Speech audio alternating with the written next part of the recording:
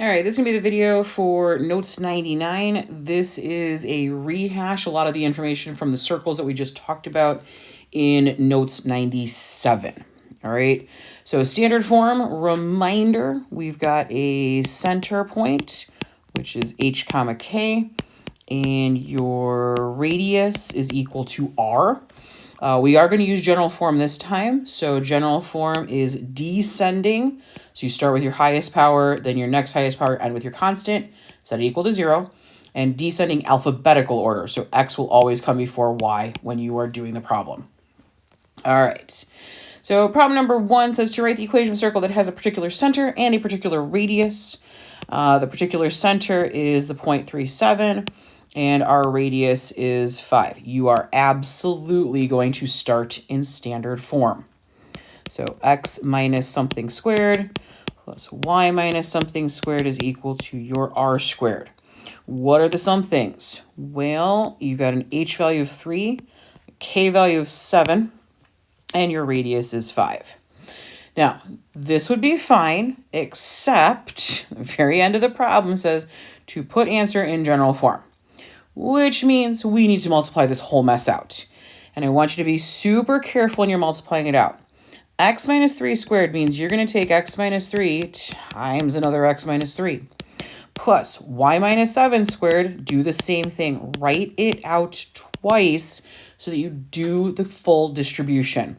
This can equal 5 squared, which that multiplication I can do. That's just 25. All right, x minus 3 times x minus 3. When I say full distribution, you're taking x times both of those terms, and then you're going to take negative 3 times both those terms. So a binomial times a binomial, 2 terms times 2 terms, you're going to do 4 multiplications. So it's going to be x squared minus 3x plus 9, right? A negative 3 times a negative 3 is a positive 9. I'm going to do the same thing for my y terms, so plus... let's see, y squared minus 7y plus 49. And this is all equal to that 25. All right, everything's multiplied out, no more parentheses. Love that. All right, now I'm going to start putting this in this general form. So the first thing I want to look at is I have an x squared term and a y squared term. Now, I can't combine them, but those are the ones you start with, okay? So we're going to do x squared here plus y squared. It's alphabetical descending order.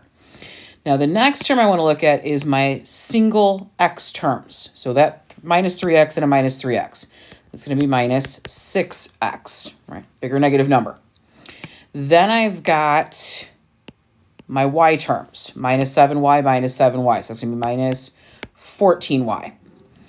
Now, the last thing I need to do here is collect up my constants. I've got a plus 9 and a plus 49 on the same side, and unfortunately, I got this 25 over here that I want to move to the other side, right? So that's going to go, which is going to eventually give me the equal to 0 that I'm looking for.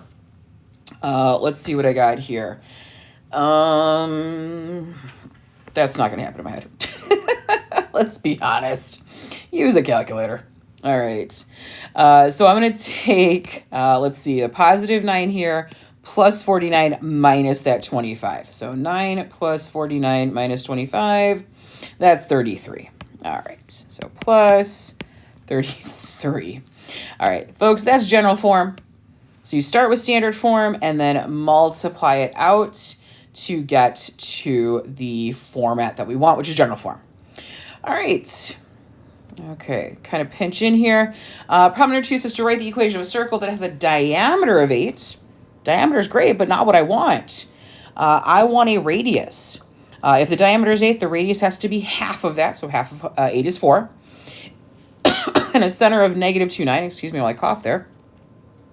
All right, write the equation of a circle. Now, nothing in problem number 2 says general form.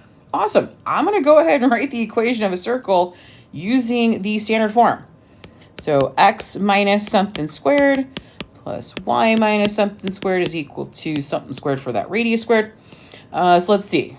We've got x minus. Now be careful because this x value is negative 2. So I'm going to go ahead and fit that in, right? Negative 2. Then I've got 9. I've got a radius of 4. This is okay. Not a huge fan of it for two reasons. One, I actually want to know what 4 squared is. We can do that.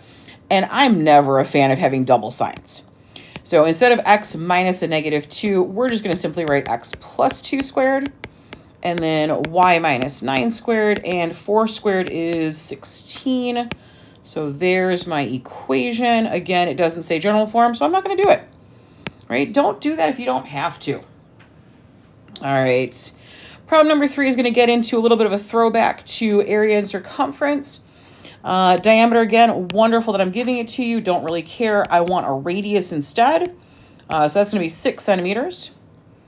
So let's talk area here. Area equals pi r squared. I have said that formula so many times throughout my life, but it's also one of the reasons why I know it. All right, so write it down, say it to yourself, all the things. So let's see. Area is going to equal 6 squared is 36. Pi, units here are going to be centimeters. Area is squared. Okay, that's half your answer. Let's see. The other half is for circumference. Circumference equal to 2 pi r. So let's do a little replacing here. So circumference equal to 2 times pi times your radius, in this case, is 6. Multiply what you can. 2 times 6 makes 12 pi. And for circumference, it's just the centimeters unit, not centimeters squared. All right. Problem number 4, we've got an area of a circle is 81 pi square inches. What is the radius, diameter, circumference? So radius is equal to, diameter is equal to, and circumference equal to. So we're going to start with what I know, which is area. Said this formula again, right? This worksheet is already this the second time. This is pi r squared. So this is going to be 81 pi is equal to pi r squared. Divide both sides by pi.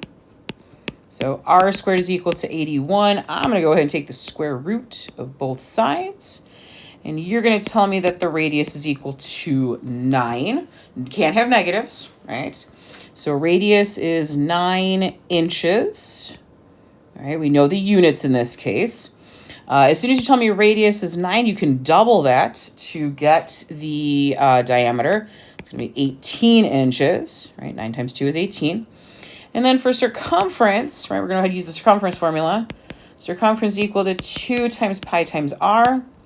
So 2 times pi by radius is 9. And we're going to multiply this out. So let's see, 2 times 9 makes 18 pi. And I will tack on the units over here. So 18 pi inches for circumference. All right, problem number 4 is done. Let's go ahead and slide on down to number 5. Circumference of a circle is 16 pi centimeters.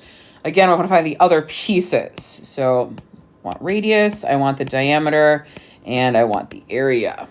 Okay, start with what you're given. And I gave you the circumference. So circumference equal to 2 times pi times r. So 16 pi is equal to 2 pi r. Let's go ahead and divide both sides by 2 pi. Those are gone. Pi is gone. 16 divided by 2 is 8. So radius here is going to be 8 centimeters.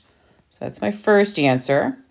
Let's go ahead and double it to get the diameter. So that's going to be 16 centimeters. And then area, again with the formula, area equals pi r squared. So area equals pi times my radius is 8. Square it. So squaring out 8, let's see, 8 squared is 64 pi. And I'll tack on units over here, 64 pi centimeters squared. All right, so question number 5 is done. Problem number 6 kind of goes back to what we started with center and radius. If I give you some circles, can you get me a center and a radius? And hopefully the answer is yes. So part A, let's talk center here. We need an ordered pair. That's going to be 8, 14. And then the radius, I'm just going to do r is equal to. Remember, it's r squared is equal to 144. So if you take the square root, you're going to tell me r is equal to 12. I don't have any units for these, so I'm not going to worry about that. But there's my center and my radius for part A. And part B, same thing. I want a center, and of course I want a radius. All right, so center here, let's talk, what do we got? So it's going to be a positive 1 with a negative 6, right? Watch your signs here. Change a sign to become positive, change a sign to become negative. And this one's a little bit trickier because when I set up my r squared equation, this is r squared is equal to 18, which is fine. All right, I'm going to take the square root of both sides, so square and square root. Unlike the square root of 144, which is a perfect square, right? That's just 12. Off the top of my head, I don't know what the square root of 18 is. But something I've been asking you guys to do, which is simplify. We're going to break up this root. We're going to simplify it. So let's see. 18 can be broken up using 9 and 2. 9 can be broken up using 3 and 3. So the square root of 18 is 2 times 3 times 3. Now, when you're talking about a square root, you're looking for pairs of things that get to escape the root. So we have a pair of 3s, so that escapes the root. And then what doesn't escape the root just stays underneath. That 2 didn't have anything to pair up with.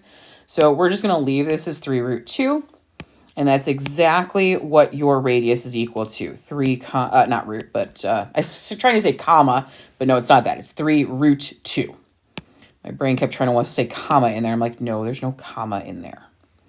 All right, so that is the end of notes. I think it was on 99 here. That's all the little bits, parts, and pieces. As always, folks, let me know if you have any questions or concerns, and I'll see you in the next one.